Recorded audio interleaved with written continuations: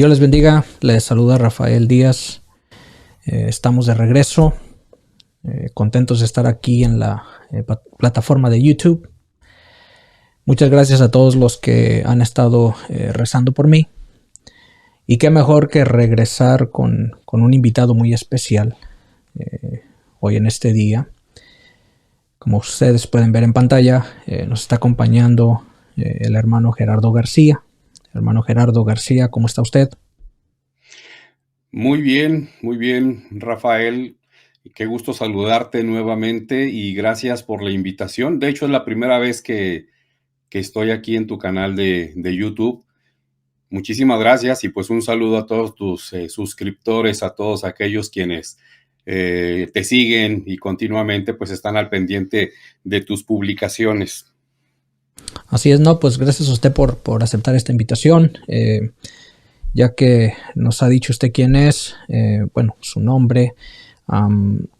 Rápido le quiero recordar a todos los que nos están viendo, suscribirse al canal, darle like al video para que YouTube lo recomiende a más personas. Este será un tema extremadamente fuerte. Necesitamos que muchas personas escuchen este tema del cual pocos católicos hablan. Hoy vamos a hablar de un personaje, Bugnini. Quizás usted que me está viendo ni siquiera ha escuchado hablar de él, pero ya en un par de minutos sabrán quién es él. El hermano Gerardo García nos va a explicar. Entonces compartan este video, suscríbanse al canal, sigan también al hermano Gerardo en sus redes sociales. En la parte de abajo están sus redes sociales para que lo vayan a seguir. También, hermano Gerardo, usted está dando unos cursos sobre la Santa Misa, la misa tradicional, empezando desde el Antiguo Testamento. ¿Es así? Es correcto, gracias por mencionarlo. Sí, desde hace un año, ya casi un año, comencé a dar cursos online sobre la historia de la Santa Misa tradicional. Es un curso que dura 15 horas, de lunes a viernes, 3 horas cada sesión, y se abarca desde las figuras de la Santa Misa, del Santo Sacrificio de la Santa Misa desde el Antiguo Testamento, concretamente desde la caída de Adán y Eva, y pasando pues por todos los aspectos sacrificiales del justo Abel, de Noé, de Abraham, el culto mosaico, hasta pues ya el día del jueves y el viernes santo. Luego después, cuando ya nuestro Señor, habiendo establecido la Santa Misa, le da a sus apóstoles la facultad de ordenar el rito, que ha tenido pues un desarrollo.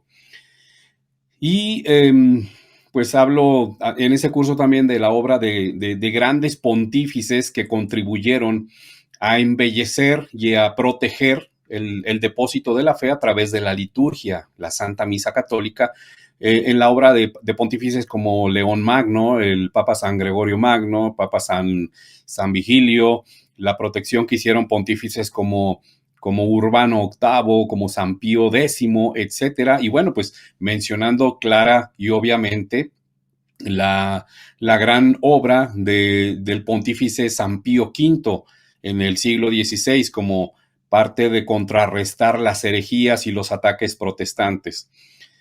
También hablo acerca de los ataques de la Santa Misa, concretamente pues desde Martín Lutero, luego los sínodos, un sínodo hereje como el de Pistoia. Hablo también acerca de la gran labor de un liturgista, don Prosper Geranger, con su movimiento litúrgico.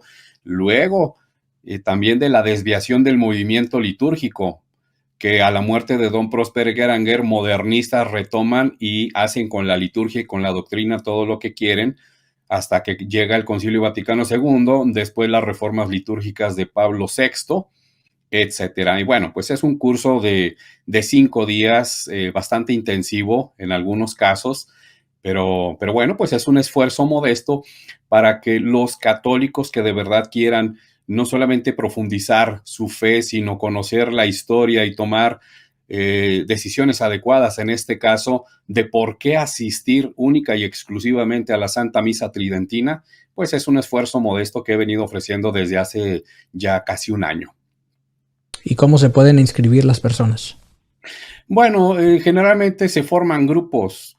Si hay un grupo de personas en algún país, en alguna ciudad, pues ya nos ponemos de acuerdo, se agendan fechas, se organiza y se comienza con el curso. El curso es online vía Zoom, las sesiones son en vivo, pero también al término de todas y cada una de las sesiones, cada uno de los participantes puede ver la sesión grabada para su mayor retención del aprendizaje.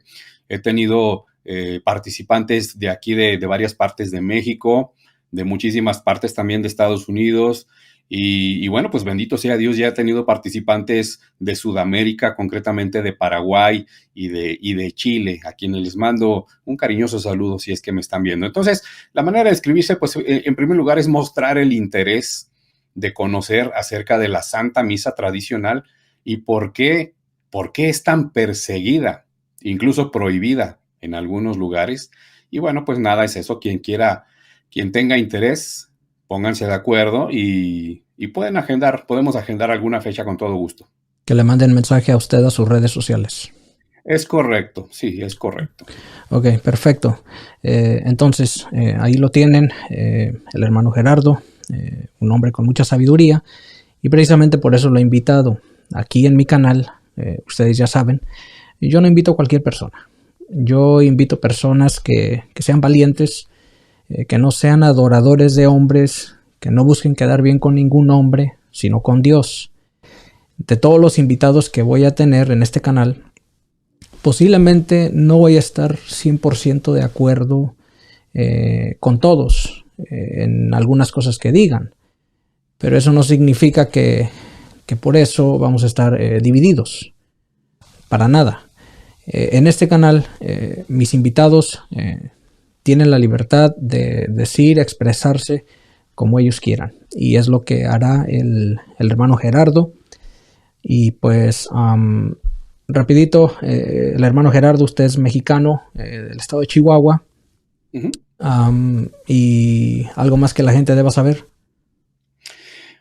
Pues bueno, que desde el año 1991, teniendo 17 años, ya estoy por cumplir los 49 años, pues inicio pues como lo que yo pensaba que era lo único que había en grupos parroquiales, carismáticos, etcétera, y pues sí, así duré en la renovación carismática yo creo que 20 años.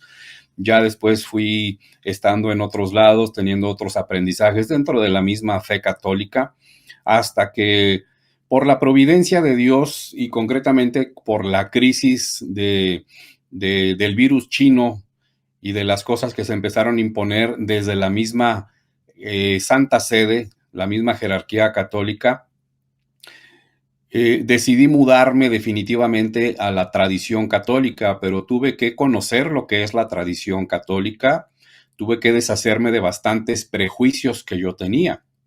Yo actualmente soy feligrés de la Fraternidad Sacerdotal San Pío X, o como despectivamente nos llaman, lefebristas, que bueno, es un honor, incluso en esta época, pues poder llevar ese mote, ¿no? Ese apodo despectivo de lefebrista, así como también llevar orgullosamente el mote de tradicionalista, que el Papa San Pío X decía que un católico, si quiere ser católico, tiene que ser tradicionalista.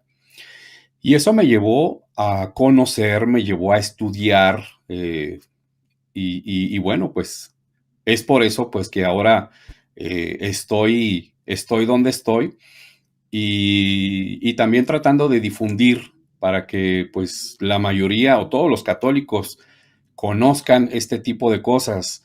Lamentablemente la realidad es de que la gran mayoría de ellos, de los católicos, no quieren aceptar este tipo de cosas, piensan que la misa tradicional, que la misa en latín es cosa muerta, que hay que abrirse al modernismo, y cosas así. Entonces, pues no es una lucha contra los ateos, es una lucha contra los mismos católicos. Es una lucha porque nos damos cuenta que dentro de la misma Iglesia Católica hay herejes, hay apóstatas y ocupan no solamente los puestos más altos, sino que tienen un gran radio de influencia y pues la gran mayoría de los católicos tienen una idea, si no equivocada, bastante distorsionada de lo que han sido las cosas en realidad. Eso yo creo que de una manera muy breve puede resumir lo que he estado haciendo, que pues yo antes predicaba mucho en México, en Estados Unidos, llegué a predicar en Europa también, en varias partes, pero pues claro, dentro del modernismo o dentro del Novus Ordo, y bueno, cuando me salí del modernismo, pues tuve que pagar las consecuencias, porque bueno, pues ya en muchos de esos lados donde antes me recibían, pues comenzaron a rechazarme, a ignorarme, a burlarse de mí, a perseguirme. Y bueno, pues para muchos de ellos, pues soy un apóstata, soy un hereje y bueno, que Dios les bendiga. Rezo por ellos y créanme que sí lo hago, rezo por ellos. Pero tienen mucho amor de Cristo, ¿no? Se burlaban de usted, lo calumniaban, lo difamaban, pero son los que tienen mucho amor de Cristo. Por eso las personas de afuera no se acercan a la iglesia. La culpa la tenemos nosotros. Es la verdad, por el testimonio que damos. Estamos completamente divididos en la iglesia. Sí. Y es la iglesia de la misericordia, ¿eh? Oh, sí, sí, claro, la iglesia de la misericordia. Pero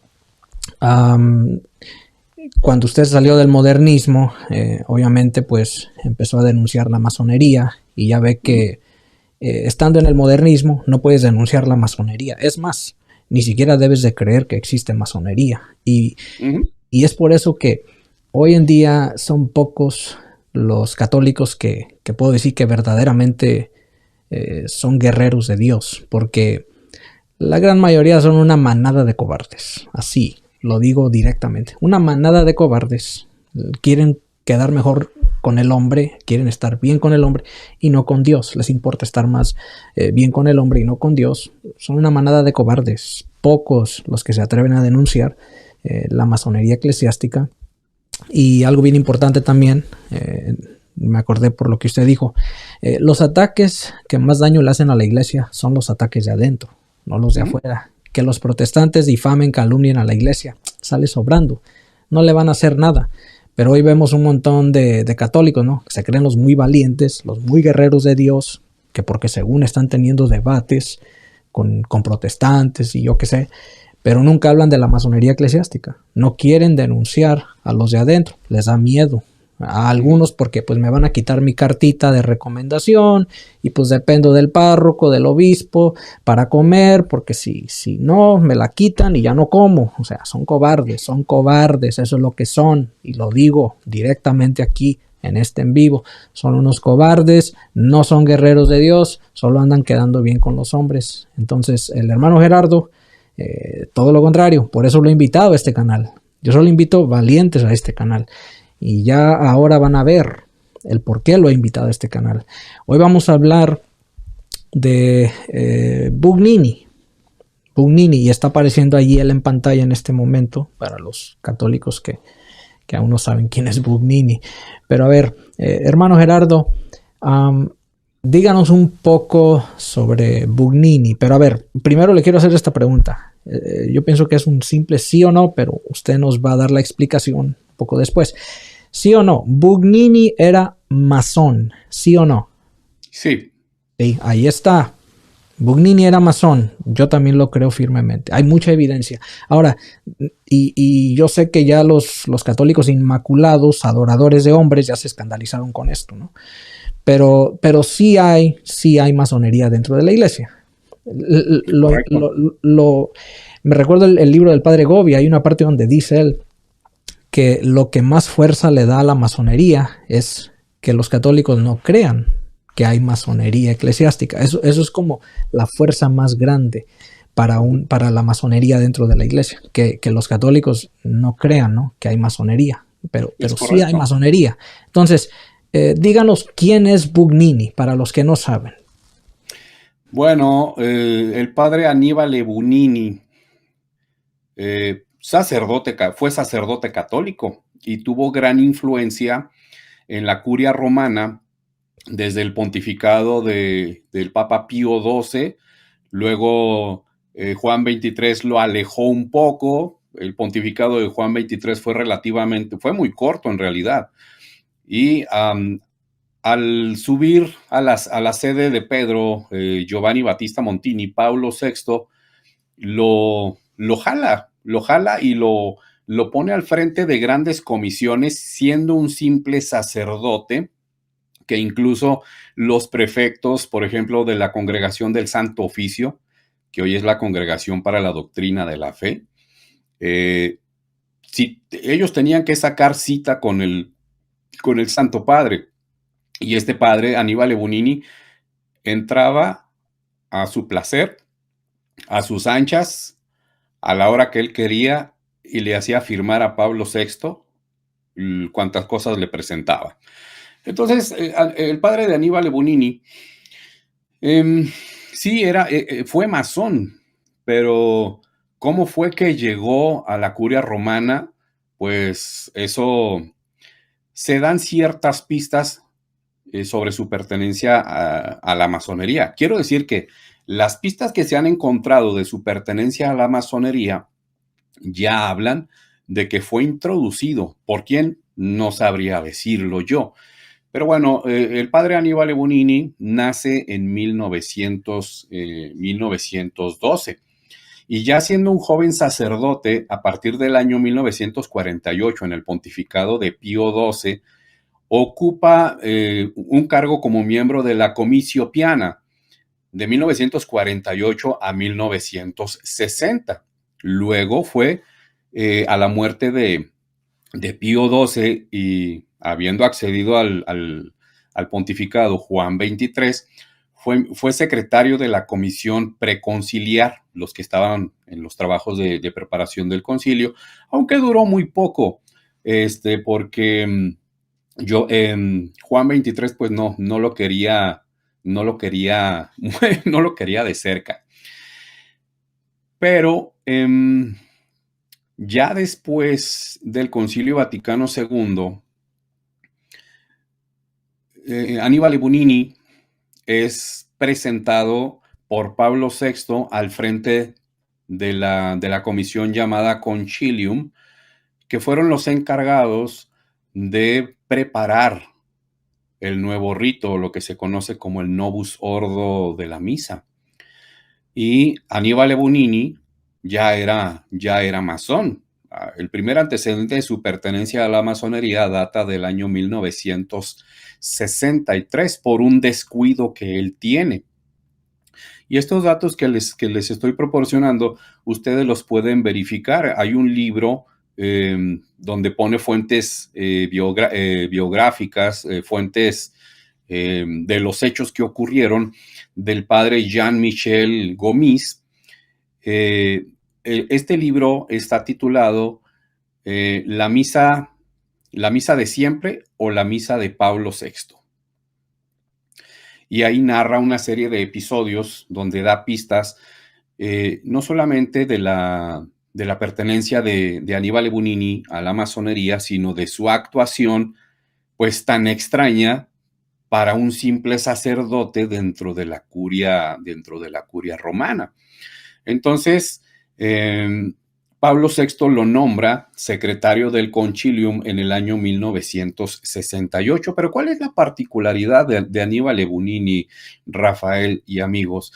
Que a Annibale Bugnini se le conoce como el sepulturero o el destructor de la Santa Misa.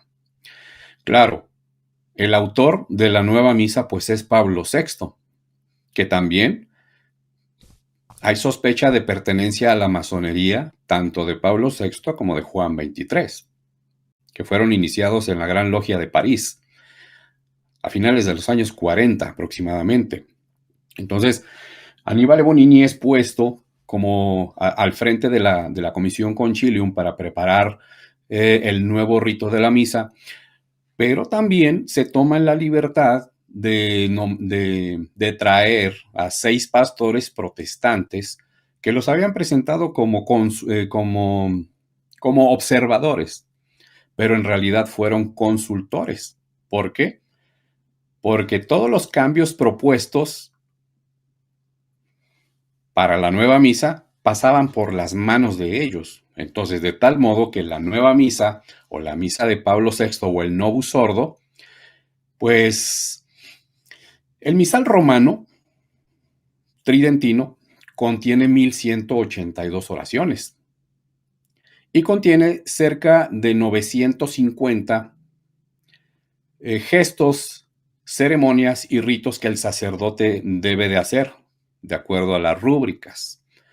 Rúbrica viene del latín rubrum, que significa rojo. Entonces, las rúbricas son las indicaciones que el sacerdote tiene que seguir al pie de la letra. Si el misal dice, el sacerdote eleva sus ojos al cielo, el sacerdote lo tiene que hacer. Bueno, el misal romano tiene 1182 oraciones. Para la nueva misa, eliminaron casi el 70%. Las eliminaron.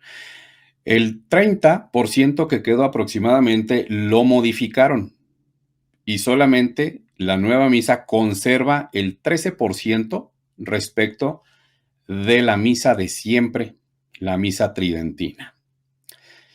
Y todos esos trabajos fueron encabezados por Annibale Bugnini y dándole el visto bueno a todo lo que le presentaba el mismo Pablo VI. Mucha gente quizás no conozca este dato y quizás no lo quiera creer. Lo que yo siempre digo, no me crean a mí, créanle a las evidencias. Y muchas de estas evidencias, Rafael, pues pueden sonar y de hecho suenan escandalosas para un laico común y corriente que va a su parroquia ciertos días a la semana, presta su servicio y los domingos pues va a misa, ¿no? Esto puede sonar y de hecho suena muy escandaloso. Sí, claro. Y a mí lo que más me sorprende, ¿no? O sea, estudiando sobre Bugnini es la cuestión que usted acaba de mencionar de los protestantes. O sea, invitaron hasta protestantes. Pues es que ya estaba el modernismo bien infiltrado. Mira, a mediados del siglo XIX, con la encíclica Mortalium Animus del Papa Beato Pío IX, habla precisamente de que el verdadero ecumenismo no es buscar coincidencias con los que se separaron de la Iglesia Católica, sino hacer que los que se separaron de la Iglesia Católica vuelvan a la comunión plena con la Iglesia Católica. Entonces el ecumenismo modernista ya está condenado desde mediados del siglo XIX y fue lo que con mucha persistencia y mucha paciencia los modernistas que ya estaban infiltrados fueron haciendo poco a poco. Sí, claro, no, sí, estoy totalmente de acuerdo con usted. Ya que estamos hablando de Bugnini, ¿no? Masón. ¿Sí? ¿Qué evidencias hay? O sea, hay varias, pero usted me mencionaba una donde lo de la cartera. A ver, si nos pudiera decir eso, para que todos escuchen. La situación con la cartera de Bugnini. Cuando en 1967 el padre Annibale Bugnini presenta ante los superiores de las órdenes religiosas del mundo, presenta la misa normativa. Fue una misa que duró entre como 15 minutos. ¿Por qué? Porque se eliminaron las oraciones al pie del altar. Así lo presentó el padre Bugnini. Se eliminó el confiteor. Se eliminó el confiteor primero del sacerdote y luego de los fieles para hacer un solo confiteor común. Y se eliminaron muchísimas cosas. Se eliminaron las 3 oraciones que el sacerdote hace previo a comulgar él mismo. Se eliminó el segundo confiteor de los fieles, etc. Entonces, un abad se le acercó y le preguntó: Monseñor, así como usted está presentando la misa, pues duraría entre 10 y 12 minutos. Entonces, Bugnini le contestó: bueno, pues siempre se puede agregar otra cosa, ¿no? O sea, el tipo, además de que era muy mal liturgista, pues era muy socarrón. O sea, no amaba la liturgia. De hecho, ahí lo retiraron de la cátedra de liturgia de la Universidad de Letrán por sospecha de modernismo y por sospecha de iconoclasta. Los iconoclastas, pues es un movimiento que se dio siglos atrás cuando destruían imágenes de las iglesias católicas, o sea, no les gustaban las imágenes. Y Bugnini odiaba todo lo que tuviera sabor de toda esa trascendencia de Dios. Entonces, sí hay una referencia de que Bugnini, de acuerdo a su nombre de masón, y esto lo dice el libro La Misa de Siempre o Misa de Pablo VI, ¿cuál elegir? Entre signos de interrogación, un problema de conciencia, escrito por el padre Jean-Michel Gomis. Se dice que en las logias masónicas Bugnini utilizaba el nombre de Buan y que se habría inscrito, no Juan, Buan, así como sí. pues, Buan, que se había inscrito el 23 de abril de 1963. Entonces, había olvidado su cartera tiempo atrás y eso fue en el año, esto que les estoy diciendo de la correspondencia apócrifa que se encontró entre Buan, que se descubrió que era Annibale Bugnini, y el Gran Maestre del Oriente, donde el Gran Maestre del Oriente le daba las indicaciones al propio Bugnini de cómo modificar el rito de la misa. En el año 1968, Pablo VI expulsa a Bugnini del Vaticano por esa sospecha de masonería, que fue cuando tiene el descuido de extraviar su cartera, se encuentran los documentos y cuando la abren ven documentos de un miembro de la curia romana, pero que también está inscrito en la masonería.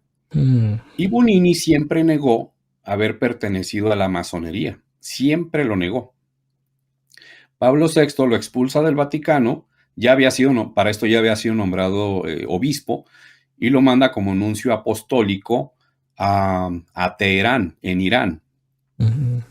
Bugnini muere en 1982 y nuevamente, a su muerte, en su departamento se encuentran credenciales y documentación que lo acreditaban como un masón activo. Wow. Y esto en realidad pues es impactante, ¿no? Porque, por ejemplo, si usted va a internet y busca, por ejemplo, Bugnini, ¿no? Annibale Bugnini, le aparecen varias páginas de internet, ¿no? O sea, con información de él. Pero, por ejemplo, aquí veo una que dice, fue un obispo católico ordenado en 1936.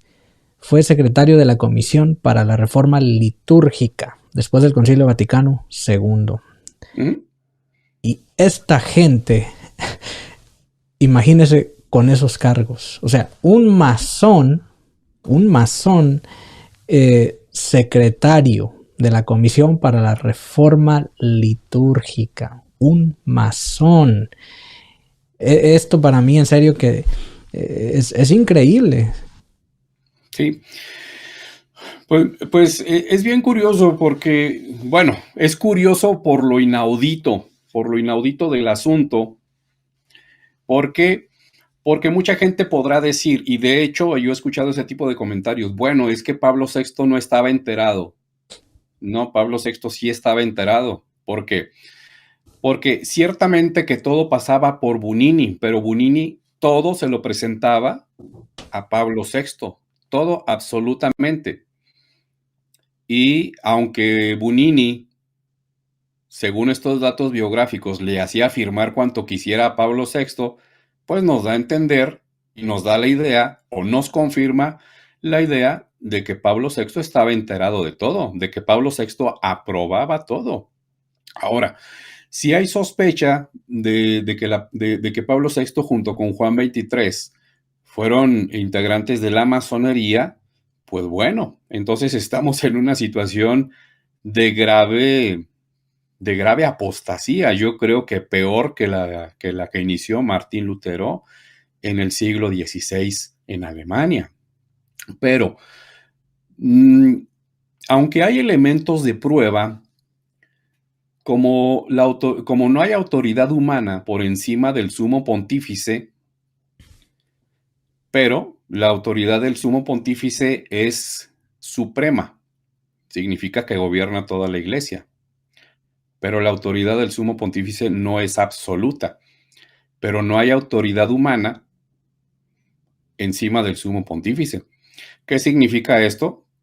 Que con el paso del tiempo tendrá que venir un papa verdaderamente católico, verdaderamente santo, que pueda abrir una comisión, porque es el único que puede hacerlo, y llegar al fondo de la verdad.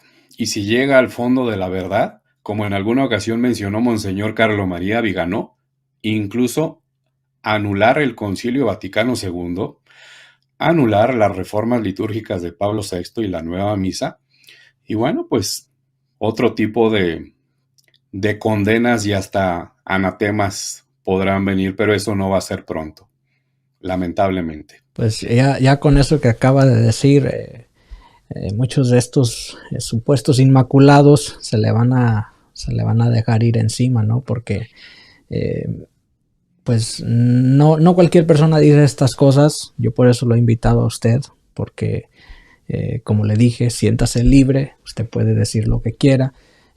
Yo lo conozco a usted y sé que es una persona que pues dice estas cosas sin miedo, que es lo más importante de todo. Y como lo estaba diciendo, o sea, si se meten al internet y buscan a Bugnini, otra fuente aquí que dice que la fecha de iniciación de él a la masonería, hasta hay una fecha, el 23 de abril del año 1963.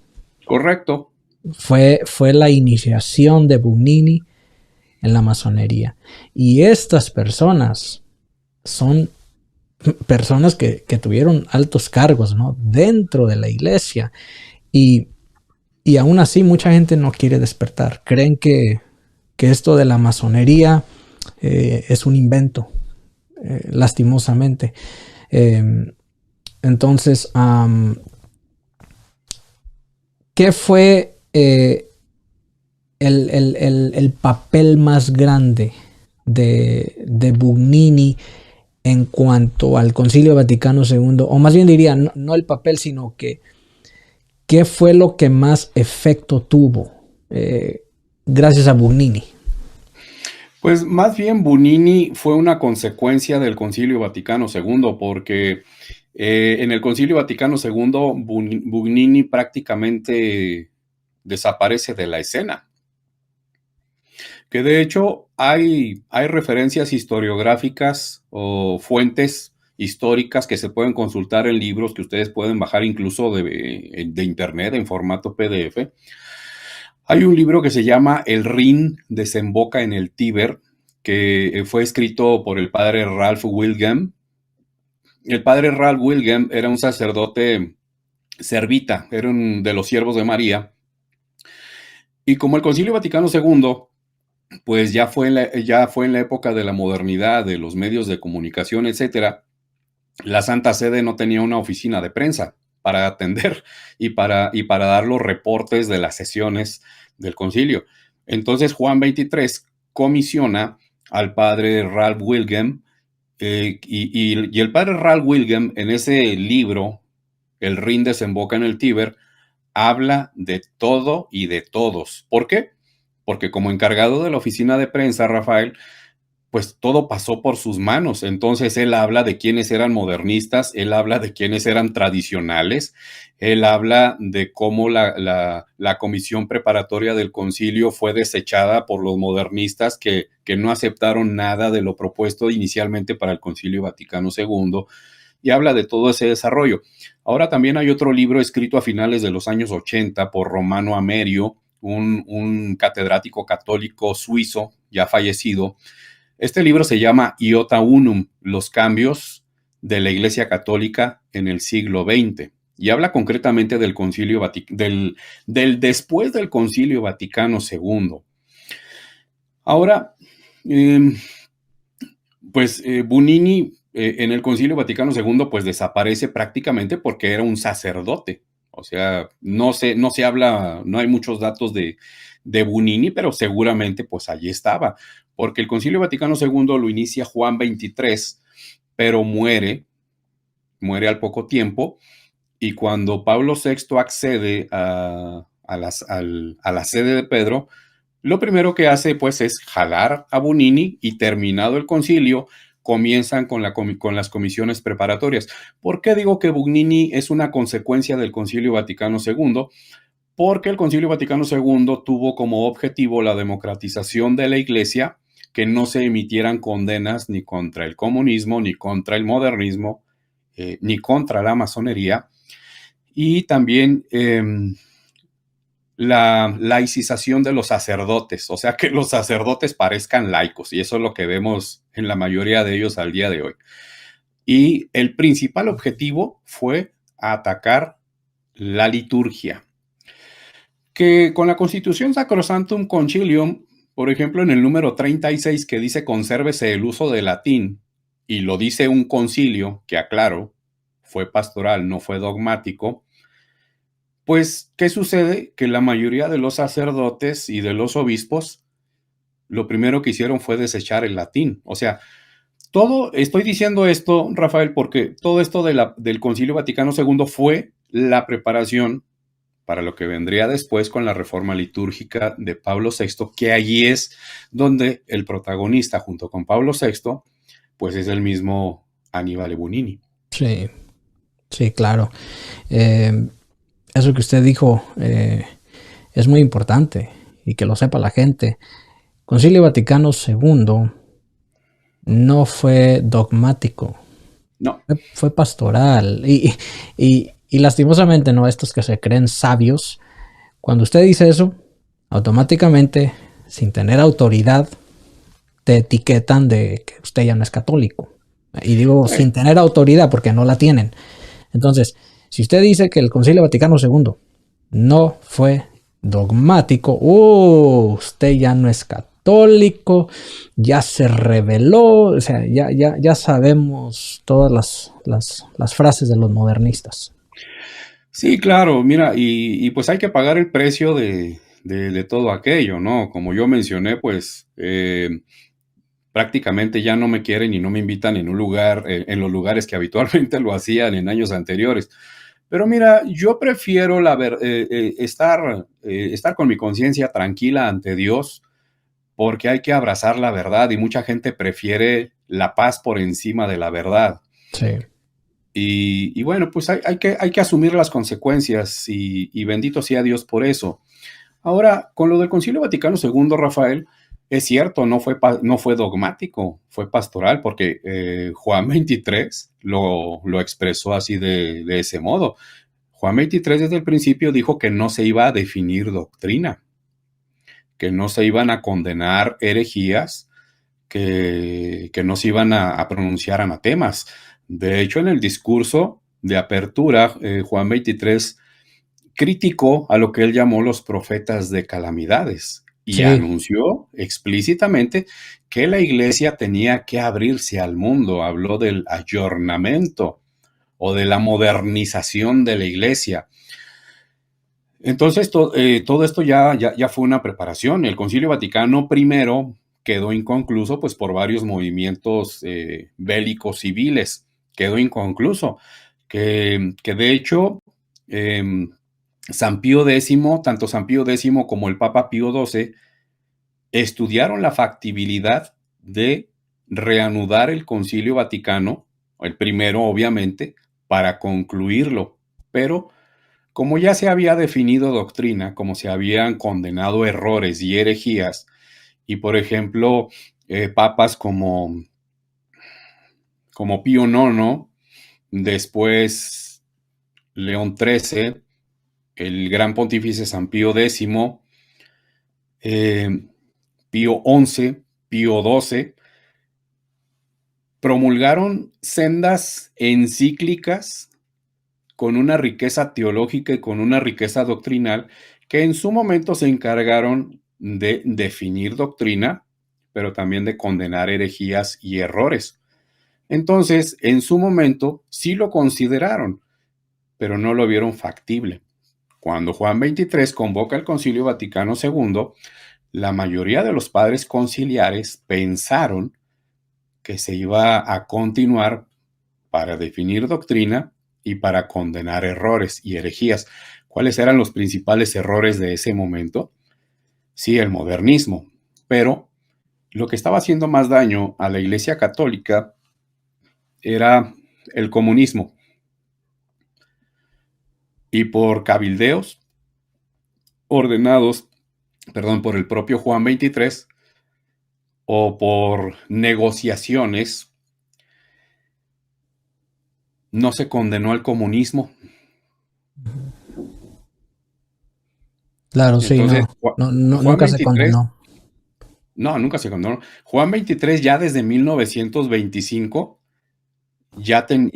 Juan 23 se le abrió, el Santo Oficio le abrió un expediente a Angelo Giuseppe Roncalli, que después fue Juan 23, Sí. por sospecha de modernismo, Ujú. porque era amigo de comunistas incluso.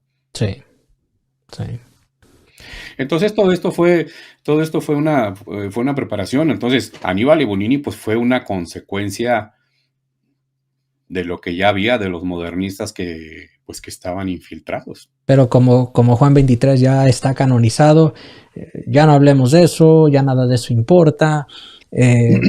También cuando mencionó lo de los profetas de las calamidades, que Juan 23 lo mencionó, lo pudo haber dicho por muchas razones, pero en ese año se sabe que lo dijo pues literal, tirándole una pedrada a Lucía de Fátima, porque el secreto se debe haber publicado ese año. Y Juan 23, cuando le tradujeron el secreto, porque estaba escrito en portugués, pues no le pareció. Y yo que he estudiado Fátima tanto, es una de las cosas que yo siempre digo, y le he estado diciendo a los miembros del canal aquí, cuando me conecto en vivo con ellos, qué casualidad, ¿no? Que muchos años antes la Virgen le dice a Lucía que el secreto debía ser publicado en 1960. Como límite. Sí, o sea, bueno, sí como límite, pero tenía que ser en ese año. Entonces, claro. o si ella moría primero. Entonces, le preguntaron en varias ocasiones a Lucía, ¿por qué 1960? Y Lucía siempre decía, no lo sé, así lo ha querido la madre, así lo ha pedido la Santísima Virgen María. Ok, pues qué casualidad, ¿no? Se llega a 1960, ese año solo hubo un gran acontecimiento, que fue el comienzo del Concilio Vaticano II. Entonces, al buen entendedor, pocas palabras, sí hay una conexión aquí. Sí. Exactamente qué, no lo sabemos porque el Vaticano no ha revelado todo el secreto, pero lo que sí sabemos por Malachi Martin, Cardenal Ori, Cardenal Chiappi, es que lo que estaba escrito ahí en la interpretación de la visión, en la tercera parte, pues no le pareció a Juan 23, no le gustó, es obvio. Entonces en 1960 se pone a hablar de que los profetas de las calamidades, que no sé qué, que la iglesia tiene que abrirse, llevarse mejor con el mundo, y pues a la fecha más de 80,000 sacerdotes han renunciado a su ministerio sacerdotal hasta la fecha, más de 80,000 ya, después del Concilio Vaticano II. La misa, es la verdad, no sordo, la gran mayoría de las misas ya se trata de sentir bonito. Ya de eso se trata la misa, o sea, tengo que sentir bonito. Ya la misa no es Cristo, se trata de mí. Me tengo que sentir bien cuando vaya a la misa. Y todas estas consecuencias las estamos viendo claramente, tanto abuso litúrgico. Yo he escuchado aquel dicho, ¿no? Y sí lo creo firmemente, lo que empieza mal, pues termina mal. Sí. Ahora, con lo hecho por Aníbal Libunini, autorizado, claro está, por Pablo VI, sí. El objetivo, sí, fue atacar la noción de sacrificio. Miren, la misa nueva o el Novus Ordo o la misa en español o en inglés o en chino, como ustedes quieran llamarle, tiene aspectos principalmente del culto o de la cena luterana. Tiene aspectos del servicio calvinista y tiene también aspectos de la mal llamada misa anglicana. ¿Cuáles son esos aspectos? Pues la lengua vernacular, o sea que ya no se usa el latín, que se despegó el altar del tabernáculo para sustituirlo por una mesa y dándole la cara a los fieles. Eso destruye la noción de sacrificio. Y da la idea de que la misa pues es un banquete, de que la misa es una fiesta, de que la misa únicamente es un memorial. Y de hecho, los calvinistas así llamaban a su servicio, el memorial. Y si, por ejemplo, en el siglo IV los arrianos, para negar la divinidad de Jesucristo y por lo tanto negar su presencia real, divina y sustancial en la Santa Hostia, fueron los primeros en comulgar de pie y en la mano. Eso lo retomaría después Juan Calvino a partir de 1521 o 1525. Y después lo retomaría formalmente el postconcilio con la reforma de Pablo VI, con el pretexto o con la falacia o con la falsedad de lograr una mayor participación de los fieles, pero también para estar de acuerdo con el ecumenismo. ¿Por qué? Pues porque los protestantes de Holanda, de Alemania, de Bélgica, etcétera, pues ya tenían siglos no comulgando, porque no tienen sacramento ellos, no tienen sacramentos, sino pues haciendo una representación, y pues eso fue lo que retomó Aníbal Ebunini. Por eso decía el dato importante que cualquier sacerdote lo va a corroborar. Usted es sacerdote, si usted celebra el Novus Ordo, dígame cuántas oraciones hay en el misal romano editado o promulgado por Pablo VI. Y cada año le hacen correcciones, cada año le hacen añadidos. El misal romano de traducción italiana tuvo una modificación de traducción el año pasado y viene otra traducción y la idea es quitar la noción de transustanciación. Sí. Y es un misal que usted, sacerdote del Novus Ordo, le van a obligar a que lo utilice. Yo le estoy diciendo que el misal romano canonizado por San Pío V, que le aclaro, San Pío V no inventó nada. San Pío V protegió lo que ya existía. Exacto. Le dio el beneficio del derecho inmemorial de la costumbre, y la costumbre tiene fuerza de ley. ¿Qué tan preciso sería San Pío V y los teólogos y canonistas y liturgistas que lo asesoraron, que quitaron las oraciones, las ceremonias que no tuvieran más de 200 años de antigüedad? Y eso viene, eso viene en la bula Quo Primum Tempore del 14 de julio de 1570. Usted, querido sacerdote que celebra la misa de Pablo VI, tiene que saber esto, pero lamentablemente no se lo enseñan en los seminarios. Usted tiene que saber que de 1182 oraciones solamente se conservó, y eso a medias, únicamente el 13% en la misa nueva. ¿Cuáles son los frutos de la misa nueva? Protestantización de la iglesia, protestantización de los fieles laicos, que los laicos crean que son iguales que el sacerdote. El sacerdote ya no es un celebrante, ya es un presidente de asamblea. Y esos son frutos de la reforma de Pablo VI. Ahora, en este libro de Romano Amerio, Iota Unum, se menciona que de 1970 a 1976, de casi 450,000 sacerdotes que había, quedaron 225,000 aproximadamente. El 41% abandonaron el ministerio sacerdotal para casarse. Las misas la asistencia a las misas se redujeron primero en un 30%, luego en un 50%, luego en un 70%. Y todo eso es gracias a Pablo VI y Aníbal Ebunini. Entonces, ¿cuáles frutos buenos puede haber de una misa? O lo voy a poner para nuestros amigos que nos están viendo y escuchando, Rafael, en este momento. ¿Por qué tengo yo que asistir a una celebración que tiene influencias protestantes? Que no me habla de que la misa es un sacrificio. Y si toca la palabra sacrificio, nomás lo toca como sacrificio eucarístico y sacrificio de alabanza. Pero quitan sacrificio expiatorio y quitan la idea de sacrificio propiciatorio. En la nueva misa, gracias a Bunini y Pablo VI,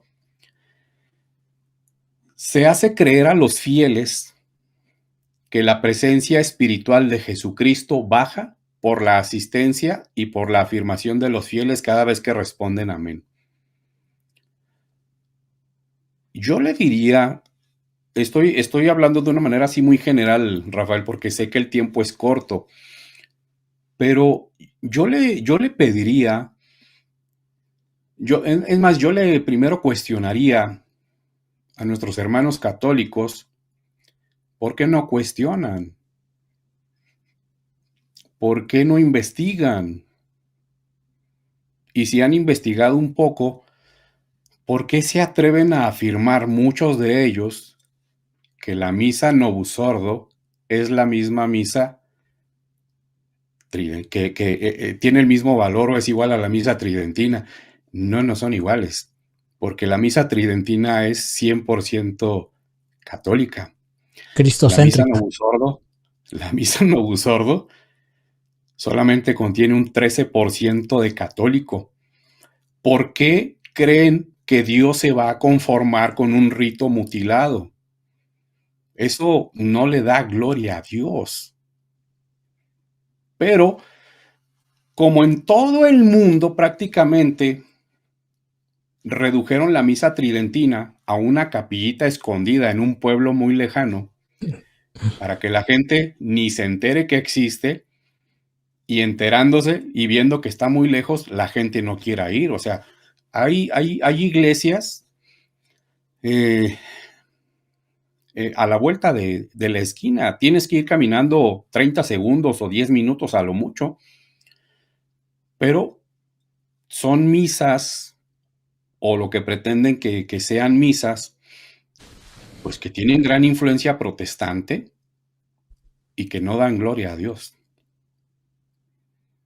Sí. Cuestiónense esos sacerdotes, cuestiónense esos fieles laicos. ¿Por qué tienen que estar apresurados por llegar a una parroquia donde les permitan ser lectores, lectoras, donde les permitan tocar cumbias o cha-cha-cha, o hasta rock? Eso es común y más entre nuestra gente, ¿no? Sí. El mariachi, el rock, la bachata, es lo que hemos estado diciendo. Tengo que sentir yo bonito. Ya hoy así es la misa, lastimosamente. Y quiero agregar algo también a lo que usted dijo sobre los cambios que se han hecho. Pues literal, para quitarle el valor, ¿no?, a la transustanciación. La gente sí está al tanto de eso. Y al menos eso puedo decir que bueno, porque mucha gente a mí me ha escrito y me están preguntando sobre eso, porque ya la gente está investigando. Entonces, esto es apenas podríamos decir el comienzo, ¿no? Porque vienen cosas peores. La misa tridentina tradicional en este momento, bajo este pontificado, está siendo atacada violentamente, podríamos decirlo, ¿no? Sí y no. Sí, porque pues las cosas son evidentes, y no en el sentido de que Francisco, el Papa Francisco, no inició esto. El ataque a la misa católica formalmente dentro de la Iglesia Católica lo inicia Juan 23, con reformas litúrgicas en el año 1960. Por ejemplo, una de ellas es la inclusión de San José en el canon de la misa, cuando por 1944 años la Iglesia nunca había visto la necesidad de incluir al glorioso patriarca San José en el canon de la misa. Entonces, todas esas reformas litúrgicas fueron la puerta o el puente para pasar a lo siguiente. Sí. Y luego vino Pablo VI. Juan Pablo I, pues aunque duró un mes en el pontificado, pues de que hay las teorías y las sospechas cada vez más, más convincentes de que fue asesinado por cuestiones de limpiar el Banco Vaticano. Sí, claro. Pero Juan Pablo I, Albino Luciani, tenía la consigna de continuar con lo que Pablo VI ya había comenzado, y por lo tanto Juan XXIII. Luego viene Juan Pablo II, que mucha gente, sí, todos lo teníamos, al menos yo y muchísima gente, por muy carismático, muy sonriente, muy cercano y todo eso, pero Juan Pablo II se encargó de perseguir a la tradición católica, solo que fueron más cautelosos. Benedicto XVI, con su motu propio, Summorum Pontificum, en realidad no liberó la misa tridentina, la acorraló todavía más y se atrevió a afirmar que tanto el Novus Ordo como la misa tridentina eran dos partes iguales de un mismo rito. Se atrevió a afirmar eso. Y no, o sea, por eso te decía que sí y no. Francisco lo único que está haciendo es de que ya sin ningún tapujo y de una manera muy grosera y muy descarada, está culminando, pero de una manera más evidente, lo que sus predecesores ya habían hecho. Y de hecho hay fuertes rumores que vienen desde Roma que para la primavera Francisco promulgará una carta apostólica. Sí, sí. Todavía para acorralar a la tradición y perseguir a los católicos que buscan la misa tradicional, y todavía acorralar más a los sacerdotes que quieren celebrar la misa tradicional. Porque, ojo, mis queridos sacerdotes, hay un indulto que no ha sido derogado y que no ha sido abrogado, y ese es un indulto que está en la parte final de la bula Quo Primum Tempore, donde el Papa San Pío V, en comunión con todos sus sucesores, sus predecesores y luego sus sucesores, dan pleno derecho a que cualquier sacerdote celebre la misa tridentina de rito latino o romano en todo tiempo, en todo lugar, sin ningún permiso, con todas las concesiones y sin ningún escrúpulo y sin ningún temor de ser perseguido. Y que aquel que lo persiga o que se lo prohíba incurre, así son las palabras de la bula Quo Primum Tempore, incurre en la ira de Dios Todopoderoso y de los santos apóstoles Pedro y Pablo. Wow. Para que Pablo VI y sucesores hayan dado la idea de que la misa tridentina incluso está prohibida cuando no es así. Por eso se atrevieron a hacer un rito nuevo, pero todo eso vino desde la masonería. Claro, no, sí, estoy totalmente de acuerdo en eso. Y pues, ese es Bugnini. Aníbal Bunini. Exacto, hay masonería. Y para ir finalizando, quiero que nos dé el punto de vista de usted. ¿Por qué mucho católico no sabe sobre esto? ¿Y por qué muchos no hablan de esto? Ok, qué buena pregunta. Uno de los principios de la masonería para, para conservar el poder es mantener a la gente en la ignorancia. ¿Y cómo logran esto? Haciendo falsificaciones de la historia y de los personajes de la historia. Y eso lo podemos ver pues, aquí en México, en mi país. Se tienen por héroes a depravados sexuales, a asesinos, como Pancho Villa, como Emiliano Zapata. Son héroes. Entonces, deformar la historia y escribirla a conveniencia. Y número 2, mantener a la gente en la ignorancia, distrayéndolo con otro tipo de cosas. Entonces, ¿por qué los católicos no saben esto? Porque pues asumen, y en este caso que pues estamos hablando en este tema de la misa nueva, la mayoría de los católicos asumen y creen que así celebraba la misa los apóstoles y los primeros cristianos. Claro, que hay elementos que por la naturaleza de las cosas, pues los primeros cristianos, en primer lugar, no había misales impresos. ¿Por qué? Pues porque era época de persecución. No había templos, no había catedrales. Celebraban la Santa Misa en las catacumbas y el altar era la tumba de los gloriosos mártires que derramaron su sangre por Jesucristo. Y los primeros antecedentes documentales que todavía se conservan son las apologías de San Justino Mártir, que en el año, me parece, 155, fue una obra que dedicó al emperador Antonino Pío. Pero San Justino, perdón, no decía todo lo que se hacía en el culto de la misa para evitar que cayera en manos de los paganos y de los profanos, y de que cometieran sacrilegios con el rito católico. Porque el problema no es de que en el Imperio Romano, durante la persecución, y esto lo hago como un paréntesis, el problema no era de que adoraran a Jesucristo como Dios. El problema para el imperio era de que decían que Jesucristo era el único Dios y que todos los demás dioses eran demonios. Ese fue el problema. Sí.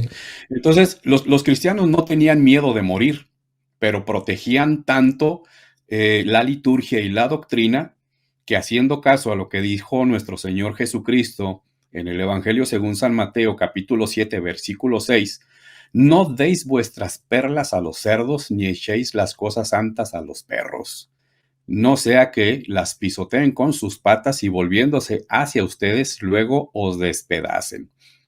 Entonces, los cristianos protegieron eso. ¿A qué voy con esto? De que, como denunciaba ya después en 1947 con su encíclica Mediator Dei, el sumo pontífice Pío XII condenaba el arqueologismo. ¿Qué es el arqueologismo? Todos aquellos que dicen que la misa debía de volver a su forma sencilla y apostólica, pero utilizaban datos históricos de los primeros cristianos para introducir cosas pues que ya no se utilizaban porque ya no había persecución de parte de algún imperio. Ya toda la cristiandad estaba por todo el mundo, etcétera.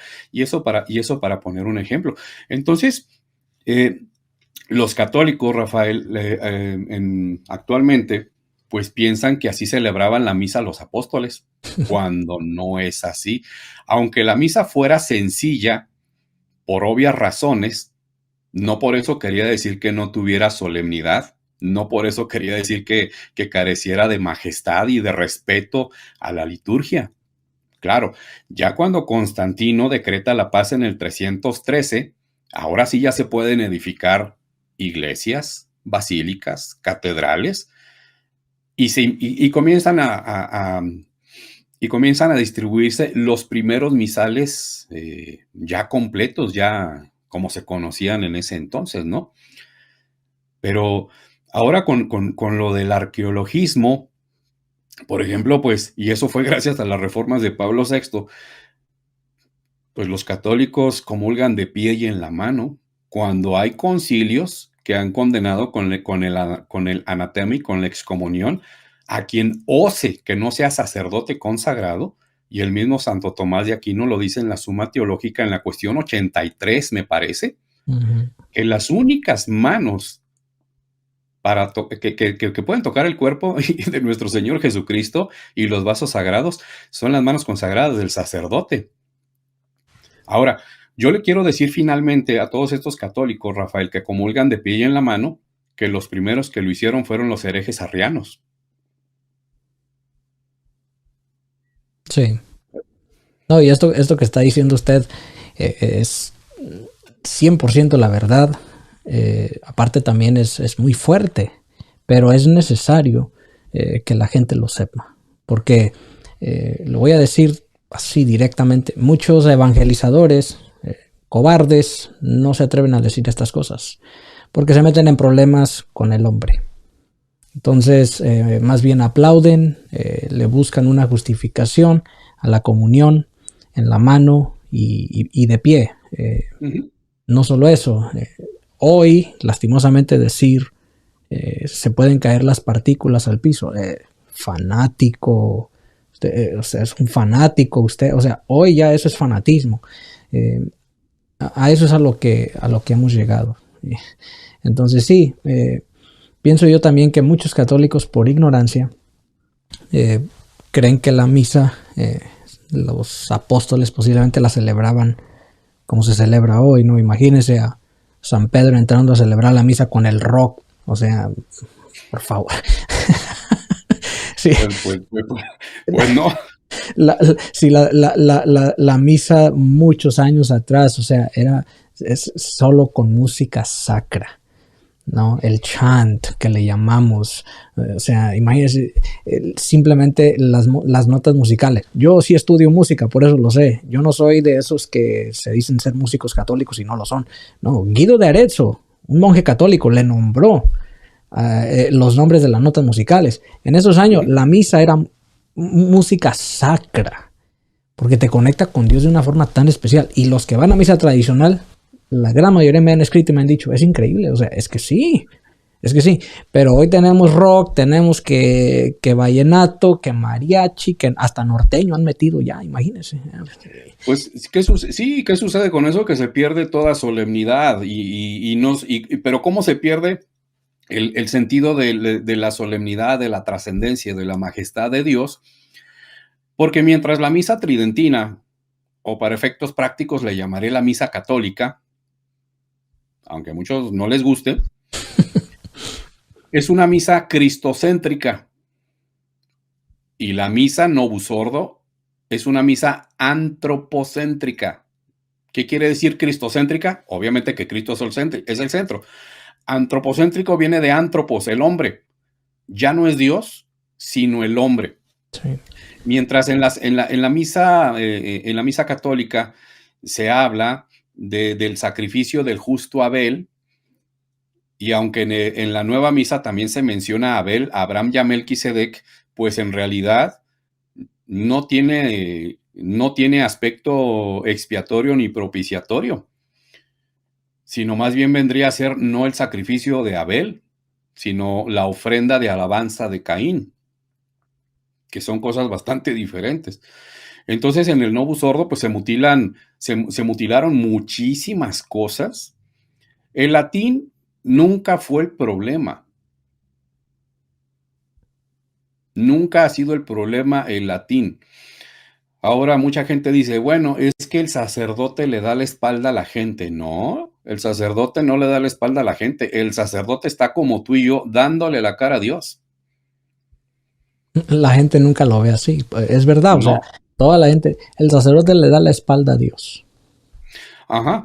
Entonces, en el Novus Ordo, el sacerdote, como acabas de decir, le da la espalda a Dios. ¿Por qué? Porque ya no es, ya su sentido sobrenatural de celebrante, que es testigo, juez e intercesor ante Dios por nosotros y por medio de su Hijo Jesucristo, en la misa modernista el sacerdote es un presidente de asamblea. Sí. Entonces se pierde toda esa noción y la gente creyó, como lo cree ahora, que pues que es para que participe más. Y no, la misa no es un show, la misa no es un acto democrático, la misa es un culto litúrgico que en primer lugar le da gloria y honra a Dios. Yo voy a misa no por mis méritos, yo voy a misa para que por los méritos de Jesucristo, por los misterios de su pasión, muerte, resurrección y ascensión gloriosas, yo pueda obtener del Padre, número uno, el perdón de mis pecados, pueda santificarme, pueda glorificarle. Algo muy bello, en la misa católica, Rafael y amigos, el sacerdote dice, ite missa est. En el Novus Ordo, el presidente de asamblea, sacerdote, dice, vayan, la misa ha terminado. Demos gracias a Dios, responde la asamblea de fieles. Pero ite missa est significa vayan, ha sido enviada. Misa significa enviada. ¿Qué cosa ha sido enviada? La oblación del sacrificio incruento que expía nuestros pecados, propicia, o sea, a través de la impetración, nos obtiene de Dios las gracias que necesitamos, le rinde verdadero culto de gloria y alabanza, y es un culto eucarístico.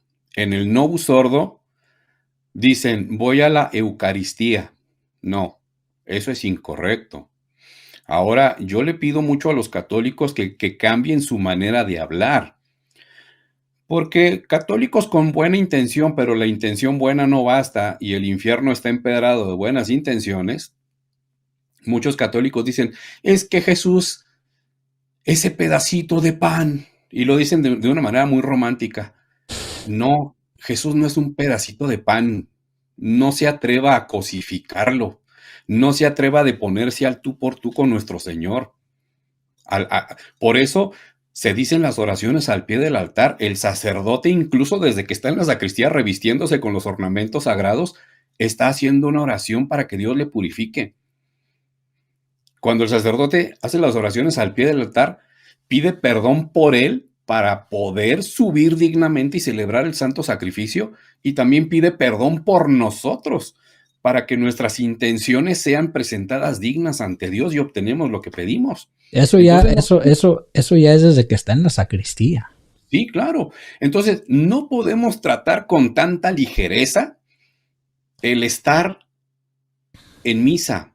No podemos tratar con tanta ligereza la presencia real, divina, espiritual, sustancial de nuestro Señor Jesucristo en la Eucaristía. Yo no me atrevería a llamarle al Señor Jesús el pedacito de pan. Esas ya son ondas del Novus Ordo a través de la música, a través de pésima teología litúrgica como la de Romano Guardini, por ejemplo, y de todos los que vinieron adelante. Entonces, se sentimentalizó la liturgia para que el fiel fuera el que se sintiera a gusto. Sí. Y no glorificar a Dios. O sea, el fin principal ya no era la glorificación de Dios, sino la satisfacción personal.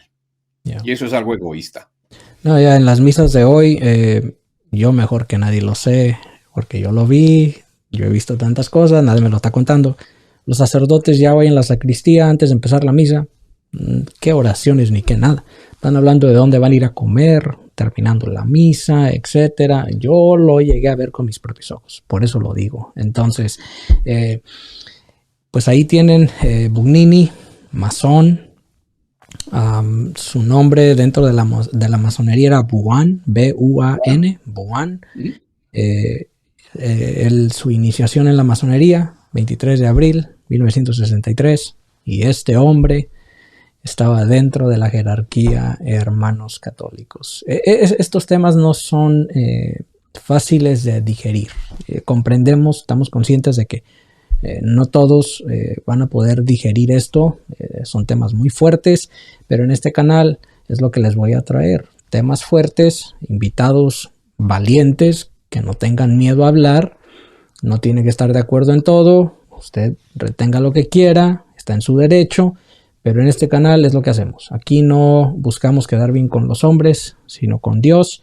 Y estas cosas más católicos necesitan saberlo.